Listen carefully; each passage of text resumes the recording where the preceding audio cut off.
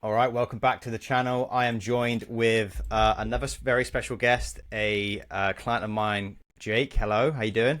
Yeah, all good. Um, Jake, I'm obviously filming this on a brand new camera, so if I move about, that's why. But it's not about the camera today. It's about you and kind of what happened and how you found the program, kind of all that good stuff. So, dude, walk me through like before we started working together. How were you feeling about the video business, especially with things like client acquisition and like consistency? Shit, summed up. Okay, expand. Um, yeah, I think we reached. I can't remember when I reached out to you. It would have been May sort of time. Yeah, Um, I, April. I think I've got the sales call here. It was the 14th of April. okay, yeah. I remember because you were only running ads in the US at the time, and I'd came across your ads conveniently whilst I was on a work trip in the US. Um, but I'd got like a few regular clients because my background was all from fitness industry, but it had just kind of slowly dwindled over the last 2 years. Like the first year that I ran it, it seemed to absolutely boom, and then it was just like feast and famine, like crazy for such a long period of time, and it was just slowly dwindling away, potentially into not even enough to pay my bills. There was times like last month where I was not last month, sorry, last year where I was taking money out my tax pot that I'd literally saved for my tax just to get by. Wow. So it was in a bit of a shit spot. So And obviously, so, what made you think? Because I know that when we had our original call, you were looking at a few like programs or coaches to join. Why me? um, I liked all the content that you put out. I liked that. I think we just clicked, to be honest. I could tell on that sales call straight away. I'd had a few sales calls with other coaches and not gone for it just because I didn't really click with them or vibe with them. I didn't feel like their heart was really in it. Where when I got the call with you, it's like I could tell that you were passionate about it, and that's like you're not just doing it for money, you're doing it for to genuinely help people. And like since we've done the program, I can actually really see that that is the truth. Yeah, no, that's awesome. Um, so what were you trying to do? What were you doing at the time to try and grow the business and kind of get results beforehand? I was a bit stuck, to be honest. I'd had like it was all off referrals really. I was trying to push the business down into working with more just like commercial gym work, without much success. So I was a bit stuck, to be honest. I don't even know if I was trying to grow the business. I was honestly just stuck, in a real bad spot. Hmm. And I know that you mentioned that you'd been in a couple of programs, you worked with other coaches. Why? Because like my ethos, right, is like once you've hired me, you're not gonna have to hire another program again or another coach again. I'm just gonna teach you everything you need to fucking know, Yeah, right? yeah. Um, why do you think you didn't get what you needed from those other programs that you did in mine? I think it was all the ad side of it, the marketing side of it, the sales side of it. Like obviously, other coaches touched very briefly on sales calls and marketing, whereas I think your program really had like what I was missing. Mm. So it had the missing pieces for you then. Yeah. Okay. Um, cool. So since joining, then like what shifted for you? Like whether in terms of confidence, clarity, leads, or just like how you're feeling day to day. Like what's been the biggest shifts? Literally everything.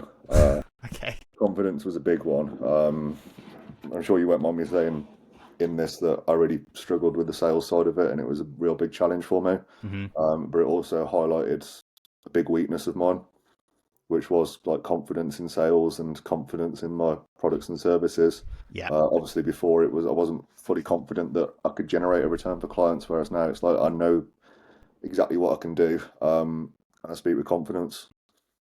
Sick. Because I remember like because everyone goes through different. Everyone kind of has different roadblocks or different humps they go through, whether it's like mindset, content, sales, advertising, whatever it is. And obviously yours was like sales. But I remember you'd had like the 10th or 11th sales call and you hadn't like closed one. You were like, "Fuck, this sucks." Blah, blah, blah. I remember you texting me like, "Oh, is everyone like this?" And I said to you like, "It doesn't matter what everyone else is like. This is Yeah, your journey. This is your thing to fix." And then we did some extra one-to-one support to get you over the hump of sales. And then you closed like what, 6 clients in a row? yeah. from like 18 failed calls to like 6 in a row, and then since then it's just been like I know that I can do it now. Yeah, yeah. And that's the thing with sales, dude. It's like it sucks at the start because it literally is a rep game. Yeah, You just have to do the reps. but So I literally would have never figured that out on my own without that support. yeah, yeah. I mean, I would be the same too. Like I've hired sales coaches in the past that have helped me through. Um, okay, so I know that like almost most of your sales have come in July. So like, where are we at revenue wise for July? In US dollars, because I know you've got a lot of American followers, but Thank you. between 27,000 US dollars, which is most of it's been closed over that That's period of time. and that's retainers, right? Yeah, so $27,000 worth of work. And what were you averaging like? And just for ease in pounds, what were you averaging per month before you joined? Probably about 3, 4 thousand. I'd had periods before where I'd done like up towards 9,000, but it was never consistent. It was always like followed by a pretty terrible month. Right, So it's feast nice and now. famine. Yeah, just knowing that that is like it just keep coming in and it's all retainers. So how does it feel now that you're actually at a point where, like, when you say that out loud that you've done $27,000 this month? Like, what is that? What happens in your head when you hear that? It's crazy, man. I was literally driving back from closing a client the other day, and literally I probably could have teared up a little bit, to be honest. It was very emotional.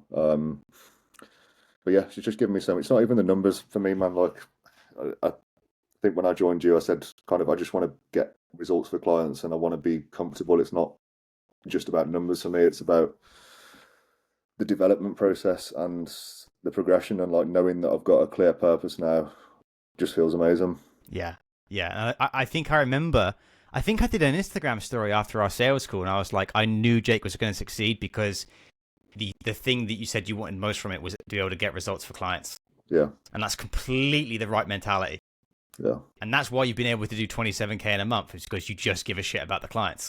yeah. It's not just focused on that money number, although it is nice. Yeah, yeah. Yeah. So where do you see like life, like if you carry on this pace, for example, like let's future play here. If you carry on this pace, ads are running, the offer's dialed in, you're getting way better at sales week on week. What do you think your life and business is going to look like in like 6 to 12 months? Um, Completely different. I mean, we've been wanting to buy a house for as long as I can remember, but it's just been like an impossible game to try and save up. So it's actually like meaning that it looks like we can kind of do the things that we want to do and enjoy life, not have to Fuck worry yeah. about money, get some savings behind us, not have to, think, oh shit, I'm not making enough money next month. And Yeah. that's the big thing for me. But I mean, the thing, I don't know. It's nice that I might be able to have the things that I want, but yeah, that was the big thing for me because it was just such an anxious time earlier in Sure. the year. So it's more of the relief of not having the anxiety anymore. Yeah. Yeah, I get that, dude. Yeah. What car would you buy if the pace keeps the same? I mean, you already know the answer because I did a vision board at the start, which anyone, if you're watching this and you join, you'll probably end up doing a vision board, which is very good, to be honest. But I'm a proper petrol head, so like I keep looking at Lotus Exeges and probably end up just leasing an EV through the business just to get it super cheap and then having Yeah, dude. some car, man. And so that idea of getting that car, does it seem like a real fucking possibility now? Yeah, Dude, that's fucking insane. yeah. Go get this house deposit saved and then, Of course. but Yeah, yeah, dude, fucking I've been, you I've been can't there. live in the Lexus, man. In the Lotus, sorry. No, can try. Yeah. Um okay, cool. So I guess lastly then, Jake, like what would you say to someone who's maybe on the fence? Well, absolutely just do it, which is the obvious answer to say. Um, I don't even know if I'd literally just say get a call with Ben, regardless of where you're at. Reach out to him, get a conversation, because I kind of didn't realize the value of the program, to be honest, before reaching out. It wasn't until I reached out and thought, oh, holy shit, this is like really high level and this is exactly what I need. So it's like just reach out and get a conversation no matter what spot you're in, because I don't think you'll regret it. I remember something specific you said, that when you'd been in other programs before, you'd reach out for help and you wouldn't really get an answer. Yeah, How has that been here? ridiculous, man. It's been so fast. I've messaged you.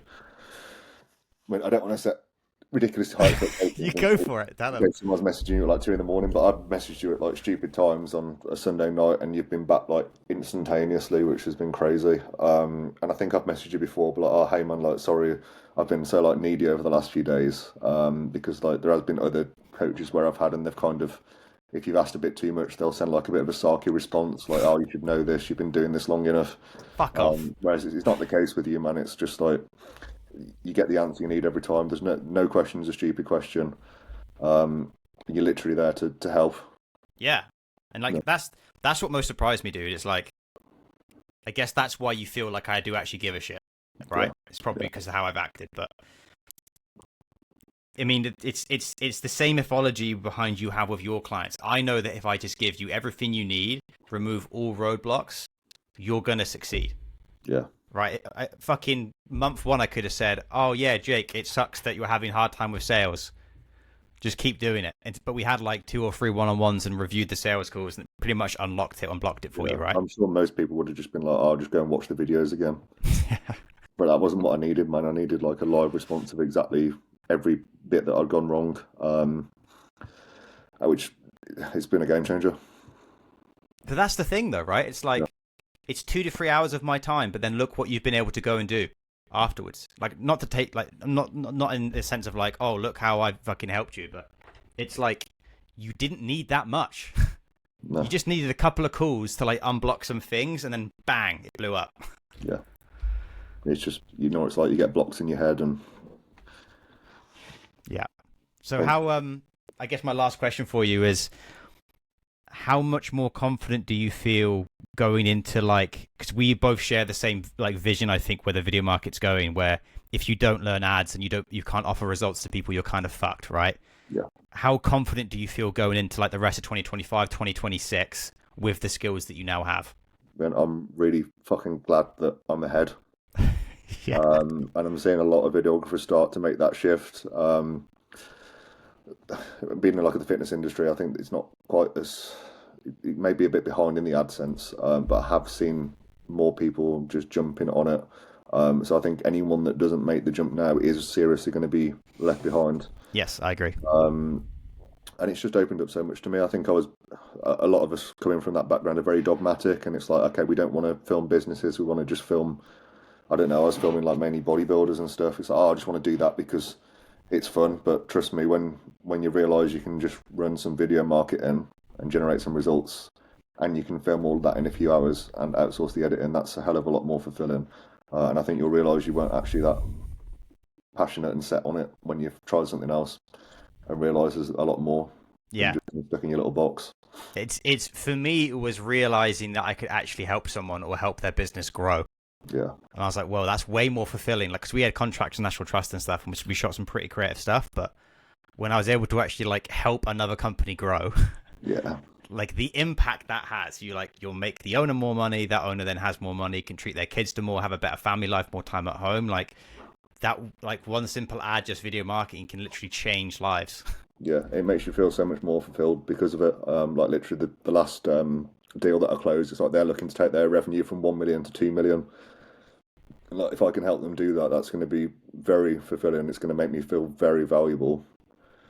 Yeah, it's all about value for me, man. Like, I like to feel valuable. For sure. How valuable did you feel before you learnt ads? Not valuable. That's the problem. Yeah, it's like I know I can make good videos, but that was it. Yeah, but it's half the.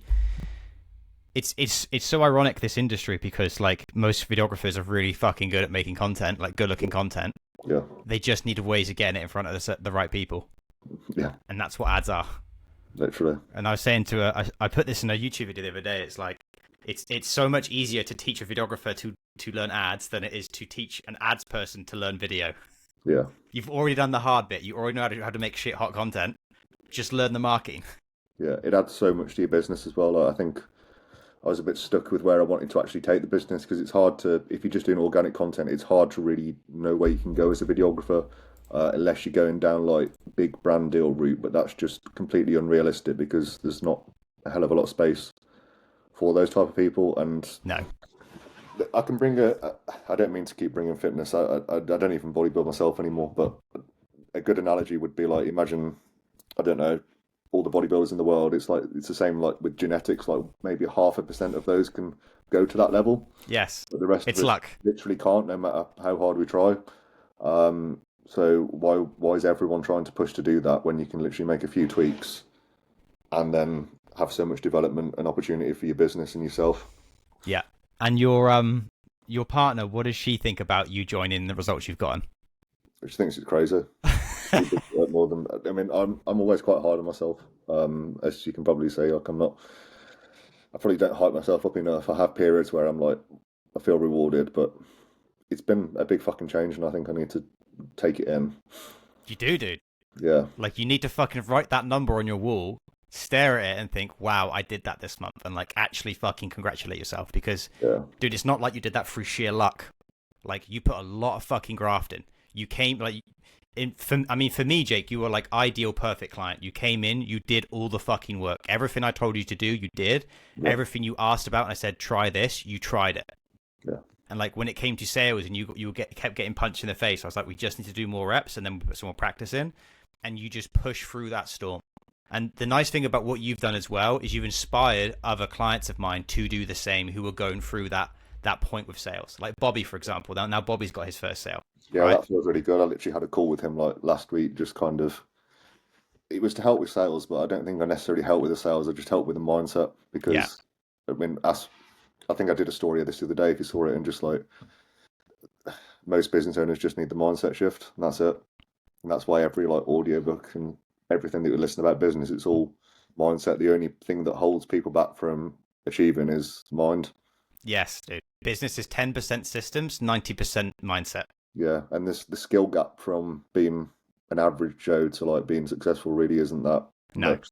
no. It's It's surprisingly it's the little. mindset jump Yeah, of like having delusional self-belief like you can do this. yeah. But I think that's another reason why it's important to have someone there because not that I'm going to say that you're like a complete overhype man, but you definitely do hype people up. It's like I've had chats with you about nothing business related, just goals and other stuff, and I think that really helps as well. Just visualize them. Yeah. Well, I think it's because like everyone I work with, I can see their potential, Yeah, right? I can really see the potential and what they can do.